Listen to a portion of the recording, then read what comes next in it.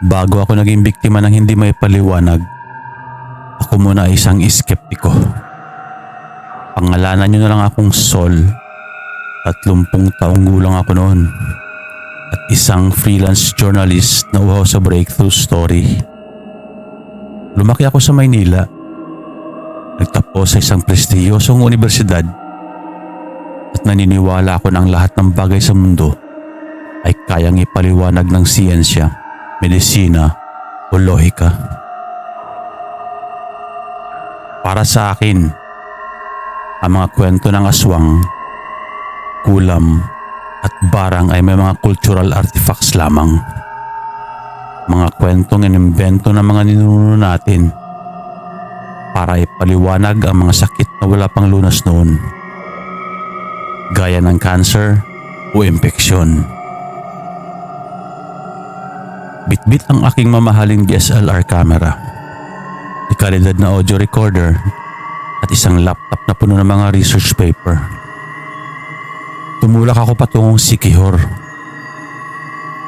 Ang layunin ko ay gumawa ng isang dokumentaryong maglalantad na ang mga mambabarang ay mga huwad at ang kanilang mahika ay pananakot lamang para sa pera. Hindi ko alam na ang aking pagiging mapangahas ay magiging mitsa ng aking sariling paghihirap. Siquijor. Sa malayo, ang islang ito ay tila isang esmeraldang nakalutang sa gitna ng asul na dagat. Noong 1989, habang nakatayo ako sa deck ng barko, wala akong ibang iniisip kundi ang mapatunayan na hindi totoo ang mga barang, kulam, anting-anting, aswang o albularyo. Huwag kang kukuha ng litrato ng mga tao nang walang paalam, ha? Babala sa akin ng porter pagbaba ko sa pantalan ng Larina. Ang bawat hakbang daw ng mga pupunta doon ay binabantayan hindi ng mata kundi ng mga espiritu. Tumawa lang ako ng mahina. Inisip ko, baka marketing strategy lang nila ito para magmukhang mystic ang isla para sa mga turista. Ang misyon ko ay mahanap si Lolo Poldo, ang minakasikat daw na healer sa bundok ng San Antonio, para sa aking dokumentaryo. Habang sakay ako ng tricycle patungo sa aking tutuluyang bahay, ang paligid ay unti-unting nagbago. Ang malalawak na kalsada ay napalitan ng mga tunnel. Ang naglalakihang puno ng balete, ang hangin ay tila bumigat at naging parang amoy ng tuyong dahon ng insenso. Sa gilid ng daan, napansin ko ang isang matandang babae. Nakasuot siya ng itim na belo kahit na napakainit ng panahon. May hawak siyang isang garapon na puno ng maitim na likido. Habang dumadaan kami, lumingon siya sa akin at ngumisi. At dahil mabagal naman ang takbo ng tricycle, napansin ko agad ang mga ngipin niya. Parang maliliit na itlog ng insekto na nakakabit sa kanyang gilagid. Nang makalampas kami sa matanda, isang malamig na hangin ang biglang gumapang sa aking likuran. At sa unang pagkakataon, naramdaman ko ang paghihina ng aking mga tuhod. Ang homestay na nakuha ko ay malapit sa pampang ng Liloan. Ganda ang lugar, pero may isang kapitbahay na tila lagi nakamasid. Siya si Mang Erning. Ang kanyang bakuran ay puno ng mga kakaibang halaman. Mga baging na tila gumagalaw kahit walang hangin. At mga paso na may lamang mga bungo ng hayop. Isang hapon, habang sinusubukan kong kumuha ng B-roll para sa aking video, hindi ko sinasadyang maitutok ang kamera ko sa loob ng kanyang dampa. Lumabas si Mang Erning. Hindi niya ako sinigawan, pero makikita sa kanyang mukha ang galit. Sino ang nagbigay sa iyo ng karapatang silipin ang aking tahanan? Tanong niya. Ang boses niya ay parang paos. Journalist po ako, Mang Erning. Nagdodokumento lang ng kultura niyo. Sagot ko na may halong yabang. Hindi ko nagustuhan ang tono niya. Wala naman akong ginagawang masama. Ang bakuran ninyo ay nasa public view. Ang yabang niyo mga taga Maynila, sabi niya sa mas mahinang boses. Halos pabulong na. Akala niyo lahat ng bagay ay nabibili at lahat ng gustuhin niyo ay magagawa niyo. Akala niyo ang katotohanan ay nasa lens lang ninyo. Sige, ipakita mo sa mundo ang galing mo kung makakasalita ka pa. Tinalikuran ko siya. Inisip ko na isa lang siyang matandang mainit ang ulo. Pero nang gabing yun, hindi ako makatulog. Ang katahimikan ng Siquijor ay nabasag ng isang tunog. Isang mahinang pag-ugong.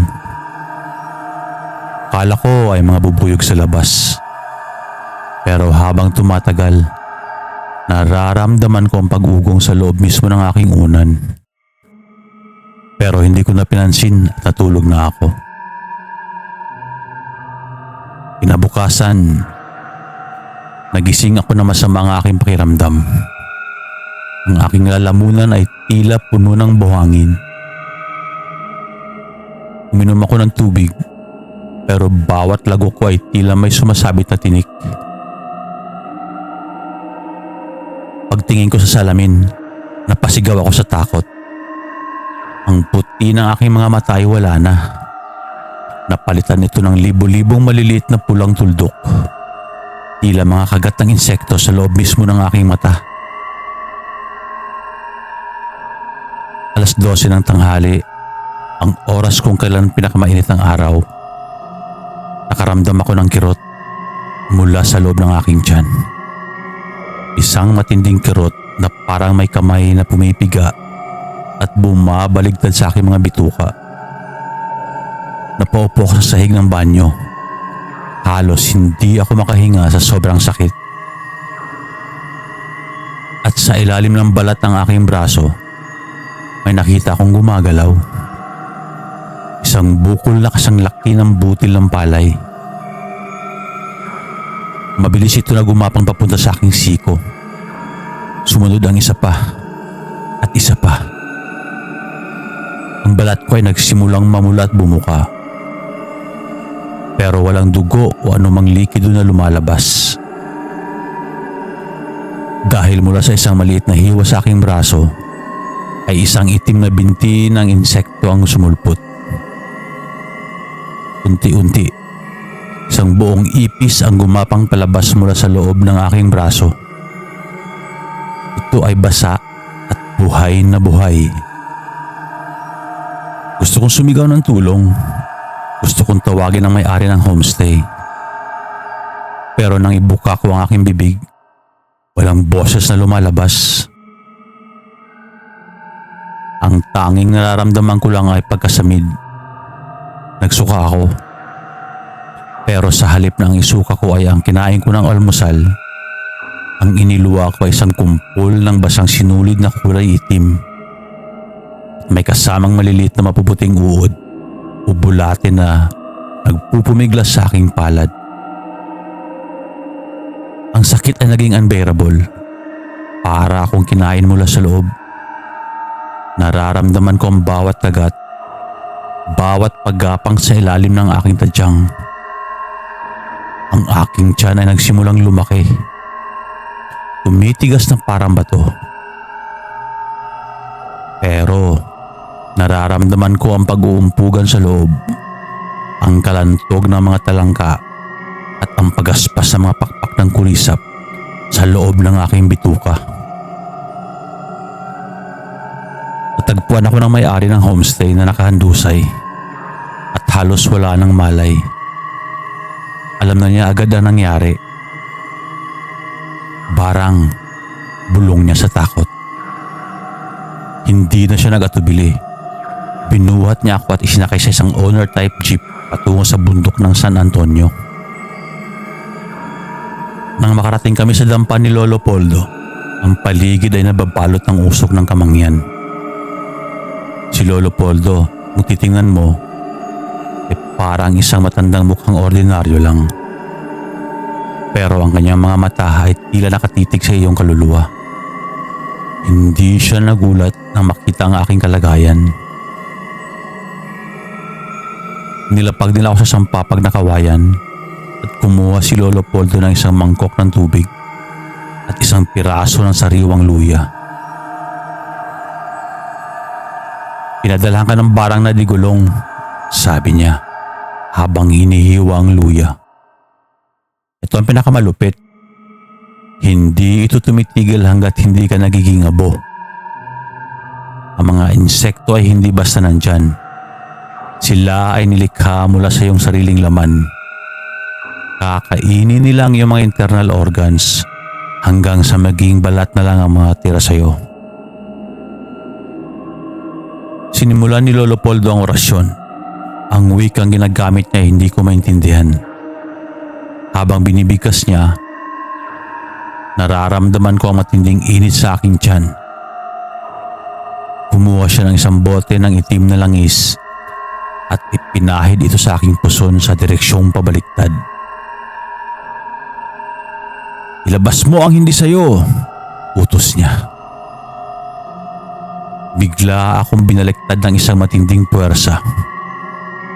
Sumuka ako ng napakalakas. Sa sahig, sa gitna ng aking suka, may nakita akong gumalaw. Isang buhay na lakdan na kulay abo at sa buntot nito ay may nakatali na isang maliit na pulang sinulid. "Ito ang mensahero ni Erning," sabi ni Lolo Poldo habang tinitingnan ng alakdan. "Kailangan nating ibalik ang mensahe sa nagpadala. Sa Siquijor, may isang batas ang kabilang mundo. Ang batas ng balanse. Kung ano ang itinanim, siya rin ang anihin." Ipinaliwanag ni Lolo Poldo na ang barang ay isang enerhiyang hiram. Kapag ang biktima ay nakahanap ng proteksyon, ang enerhiyang iyon ay kailangan bumalik sa pinagmulan nito ng may dobleng bagsik. Kumuha si Lolo Poldo ng isang lumang salamin. "Tingnan mo," sabi niya. Sa ibabaw ng salamin nakita ko si Mang Erning sa kanyang bakuran. Bigla siya nagsisigaw. Nakita ko sa salamin ang pagdating ng libu-libong langgam, ipis at mga kakaibang kulisap na gumagapang patungo sa kanyang dampa. Ang mga insektong lumalabas sa aking katawan ay bumalik sa kanya, pero mas marami at mas malalaki. Bigla ako nakaramdam ng awa kay Mang Erning. Doon ko rin na-realize ang mga kapangahasan at mga maling ginawa ko. "Huwag mo siyang kaawaan," sabi ni Lolo Poldo. Ang mambabarang na gumagamit na galing sa masama ay lalamunin ang sarili niyang alaga kapag ang biktima ay lumaban. Tatlong araw ako nanatili sa bundok at dampa ni Lolo Poldo para linisin ang aking katawan. Hanggang ngayon, may mga peklat pa rin ako sa aking mga braso. Maliliit na butas kung saan lumalabas ang mga insekto. Bago ako umalis ng isla, bumalik ako sa pantalan. Nakita ko ang matandang babaeng may itim na belo at inabutan niya ako ng isang maliit na anting-anting na gawa sa kahoy ng balete. "Dalhin mo ito," sabi niya, "para hindi ka na muling mabulungan ng hangin." Agad ako nagpasalamat at mabilis na umalis. Nang makabalik na ako ng Maynila, hindi ko na itunuloy ang aking journalism. Ngayon, isa na akong mananaliksik sa mga tradisyonal na panggagamot. Ang aking karanasan sa Siquijor ay nagsilbing babala. Ang mundo ay hindi lamang binubuo ng mga bagay na na nakikitas ng ating mga mata o ng ating mga kamera. Dahil sa Siquijor, ang kapangyarihan ng isip at ng kalikasan ay magkakaugnay. Ang barang ay totoo para sa mga naniniwala at mas totoo para sa mga nakaranas nito. Kaya kung sakaling bibisita kayo sa isla o kahit saan pang lugar sa Pilipinas, maging maingat kayo sa inyong mga bibitawang salita.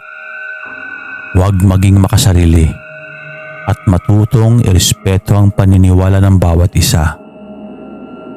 Dahil ang bawat bulong ay may kapalit